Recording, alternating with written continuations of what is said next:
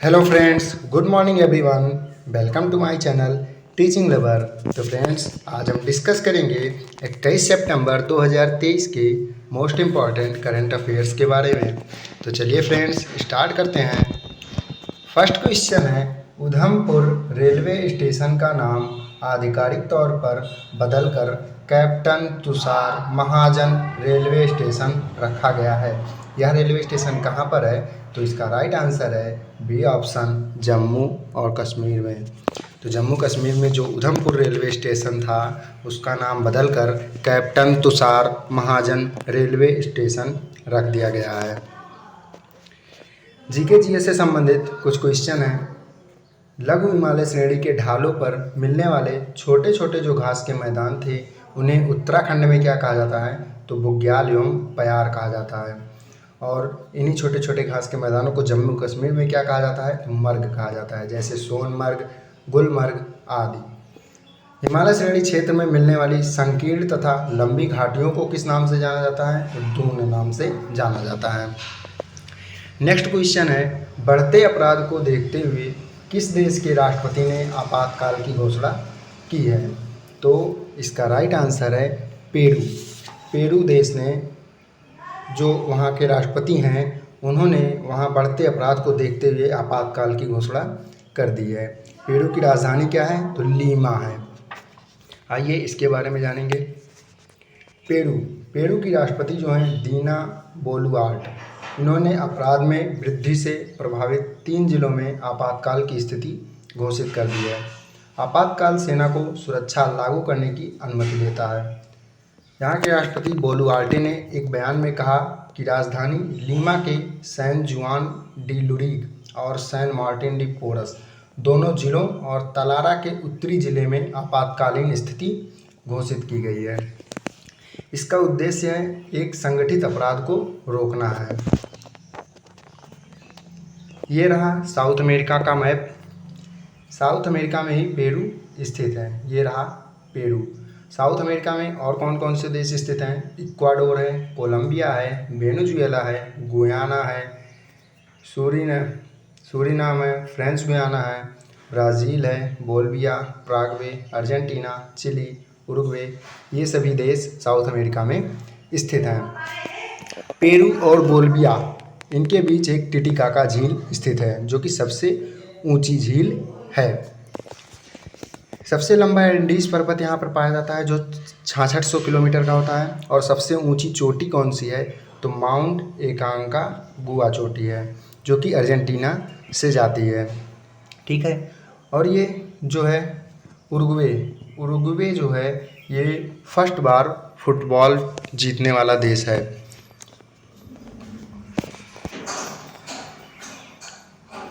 ठीक है। ये सभी जो है साउथ अमेरिका से संबंधित पॉइंट्स हैं।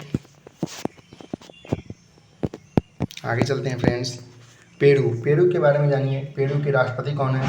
दीना बोलुआर्टे हैं। पेरू की राजधानी क्या है? लीमा है। पेरू की मुद्रा क्या है? सोले। स्पेशल डोज फॉर एग्जाम के लिए कुछ इंपॉर्टेंट क्वेश्चन देखिए। किस देश ने डेंगू के बढ़ते प्रकोप को देखते हुए स्वास्थ्य आपातकाल की घोषणा की थी?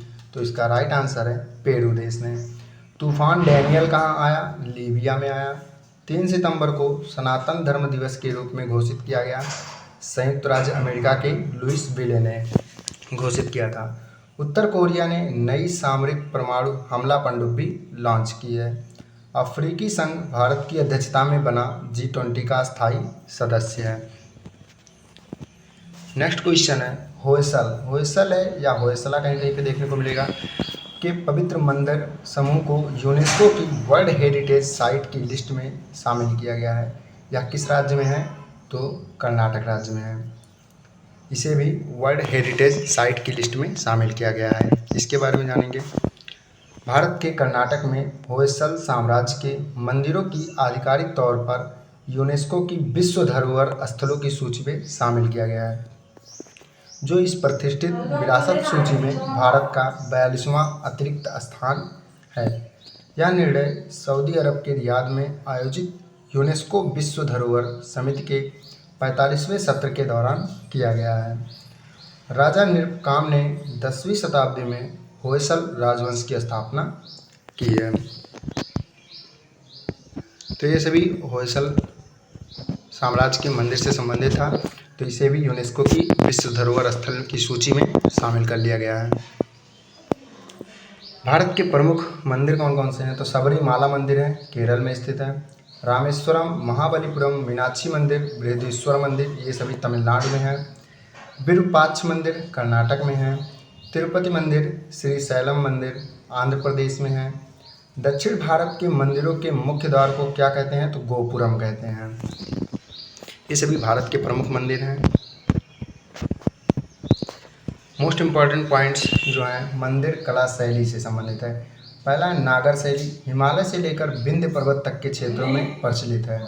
बेसर शैली, नागर और द्रविड़ शैलियों के मिले जुले रूप को बेसर शैली कहते हैं। द्रविड़ शैली, कृष्णा नदी से लेकर कन्याकुमारी तक द्रविड़ शैली के मंदिर पाए जाते हैं। तो ये सभी मंदिर कला शैली की तीनों शैली हैं, नागर शैली, बेसर शैली और द्रविड़ शैली। नेक्स्ट क्वेश्चन है, किस राज्य की पारंपरिक मिठाई अत्रेयपुरम पुथारेकुला को जीआई टैग मिला है? तो इसका राइट आंसर है बी ऑप्शन, आंध्र प्रदेश।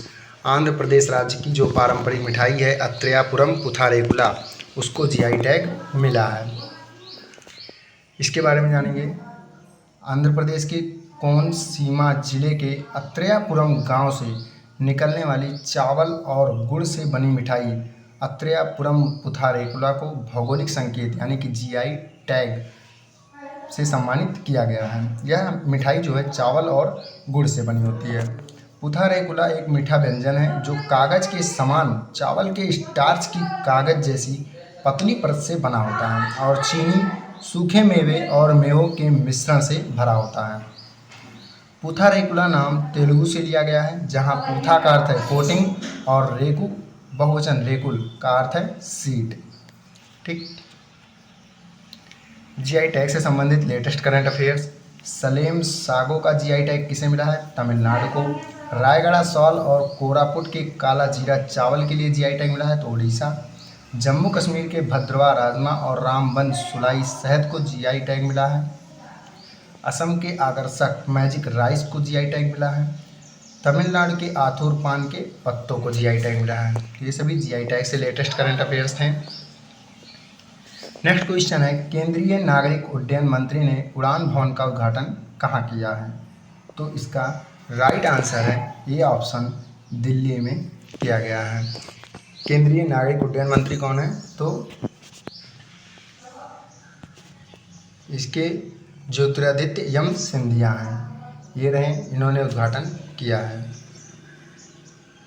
तो नागरिक उड्डयन मंत्री ज्योतिरादित्य यम सिंधिया ने दिल्ली के सफदरजंग हवाई अड्डे की सीमाओं के भीतर स्थित एक अत्याधुनिक एकीकृत कार्यालय परिसर उड़ान भवन का उद्घाटन किया है। नागरिक उड्डयन मंत्री ज्योतिरादित्य यम सिंधिया ने। उड़ान भवन नागरिक उड्डयन मंत्रालय MOCA के तहत काम करने वाले विभिन्न नियामक प्राधिकरणों के बीच समन्वय और दक्षता बढ़ाने में महत्वपूर्ण भूमिका निभाने का वादा करता है। उद्घाटन से संबंधित लेटेस्ट करंट अफेयर्स हैं। संयुक्त राष्ट्र महासभा के 78वें सत्र का उद्घाटन किया गया है। राष्ट्रपति द्रौपदी मुर्मू ने गुजरात विधानसभा के डिजिटल हाउस का उद्घाटन किया है। जम्मू कश्मीर LG ने बंगस वैली फेस्टिवल का उद्घाटन किया है। ओम बिरला ने उदयपुर में किया 9वें राष्ट्रमंडल संसदीय सम्मेलन का उद्घाटन किया है। तो ओम बिरला ने किया है उदयपुर में। नेक्स्ट क्वेश्चन है, किस राज्य ने अपनी नई राज्य शिक्षा नीति 2023 का अनावरण किया है? तो इसका राइट आंसर है पश्चिम बंगाल। पश्चिम बंगाल की CM है ममता बनर्जी। इन्होंने अपनी नई राज्य शिक्षा नीति 2023 का अनावरण किया है। यह राज्य शिक्षा नीति जो है 2023 लेकर आई है, जो कक्षा 5 से 8 के लिए बंगाली पर जोर देने के साथ साथ 3 भाषा फार्मूला की सिफारिश करती है। शिक्षा से संबंधित प्रश्न है। 2002 में 86वें संवैधानिक संशोधन से शिक्षा के अधिकार को संविधान के भाग 3 में एक मौलिक अधिकार के तहत शामिल किया गया है। अनुच्छेद 21A के तहत 6 से 14 वर्ष के बच्चों के लिए शिक्षा के अधिकार को एक मौलिक अधिकार बना दिया गया है। 1947 से 1958 तक स्वतंत्र भारत के पहले शिक्षा मंत्री के रूप में किसने कार्य किया है? तो मौलाना अबुल कलाम आज़ाद ने किया है। भारत में शिक्षक दिवस हर साल 5 सितंबर को मनाया जाता है। सर्व शिक्षा अभियान कब शुरू हुआ था? तो 2000 से 2001 में। राष्ट्रीय शिक्षा नीति प्रथम बार 1968 में, दूसरी बार 1986 में लागू हुआ। नई शिक्षा नीति 2020 में लागू की गई। कस्तूरी रंगन समिति की सिफारिश पर लागू की गई थी। नेक्स्ट क्वेश्चन है, केंद्रीय जांच ब्यूरो CBI के नए उप महानिरीक्षक के रूप में किसे नियुक्त किया गया है? तो कुलदीप द्विवेदी को नियुक्त किया गया है CBI के नए उप महानिरीक्षक के रूप में। वरिष्ठ IPS अधिकारी कुलदीप द्विवेदी को केंद्रीय जांच ब्यूरो में उप महानिरीक्षक DIG नियुक्त किया गया है। यह वर्तमान में भारत तिब्बत सीमा पुलिस ITBP में DIG के पद पर कार्यरत है। कार्मिक मंत्रालय के आदेश के अनुसार कुलदीप को ITBP के DIG पद से हटाकर CBI में DIG के पद पर स्थानांतरित करने की मंजूरी दी गई है। ठीक, कुलदीप द्विवेदी हैं।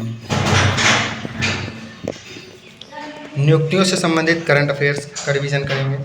कैग GC मुर्मू को अंतर्राष्ट्रीय श्रम संगठन के बाहरी लेखा परीक्षक के रूप में चुना गया है। राजेश राय ITI लिमिटेड के CMD के रूप में नामित किए गए हैं। BBR सुब्रमण्यम नीति आयोग के नए CEO हैं। सुब्रमण्यम। राजीव रघुवंशी को भारत के नए ड्रग कंट्रोलर जनरल के रूप में नियुक्त किया गया है। राजीव रघुवंशी को। नेक्स्ट क्वेश्चन है, भारत की G20 अध्यक्षता पर पीपुल्स G20 नामक पुस्तक का अनावरण किसने किया है?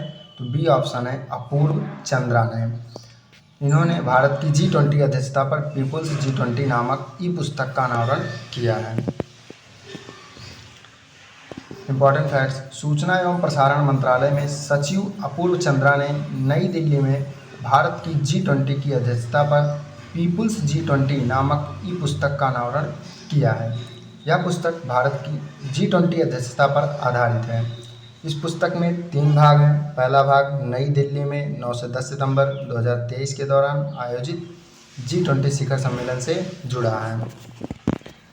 गौरतलब है कि अगला G20 शिखर सम्मेलन ब्राज़ील की अध्यक्षता में 2024 में आयोजित किया जाएगा। हमने बताया था पहले ही कि 2024 में जो है G20 शिखर सम्मेलन की अध्यक्षता ब्राज़ील देश करेगा। नेक्स्ट क्वेश्चन है, भारतीय नवीकरणीय ऊर्जा विकास एजेंसी ने परियोजनाओं के वित्त पोषण के लिए किस बैंक के साथ समझौता किया है? तो बैंक ऑफ महाराष्ट्र के साथ समझौता किया है। नेक्स्ट क्वेश्चन है, प्रधानमंत्री नरेंद्र मोदी ने पुराने संसद भवन के लिए क्या नाम सुझाया है? तो इसका राइट आंसर है D ऑप्शन संविधान सदन। तो संविधान सदन नाम दिया है पुराने संसद भवन का नाम बदलकर। इससे संबंधित देखेंगे इंपॉर्टेंट फैक्ट्स। प्रधानमंत्री नरेंद्र मोदी ने नए संसद भवन जाने से पहले पुराने संसद भवन के सेंट्रल हॉल में अपना आखिरी भाषण दिया।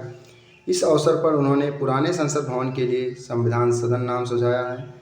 पुराना संसद भवन British architect sir Edwin Lutyens और हर्बर्ट बेकर द्वारा डिजाइन किया गया था। गौरतलब है कि भारत के नए संसद भवन का उद्घाटन 28 मई को प्रधानमंत्री नरेंद्र मोदी ने किया था।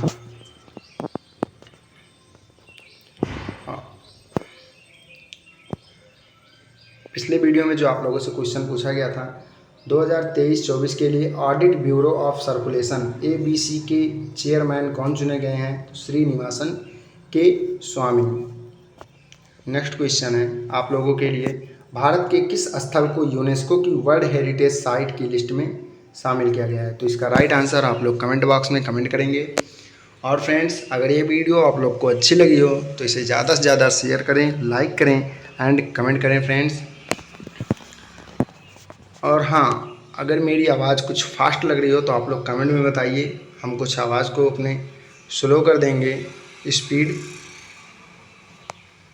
और इसका शॉर्ट नोट्स चाहिए तो नीचे डिस्क्रिप्शन बॉक्स में टेलीग्राम का लिंक दिया गया है, आप लोग उसे ज्वाइन कर लीजिए। आप लोग को वहाँ पे इसका शॉर्ट नोट्स 1 लिनियर में मिल जाएगा।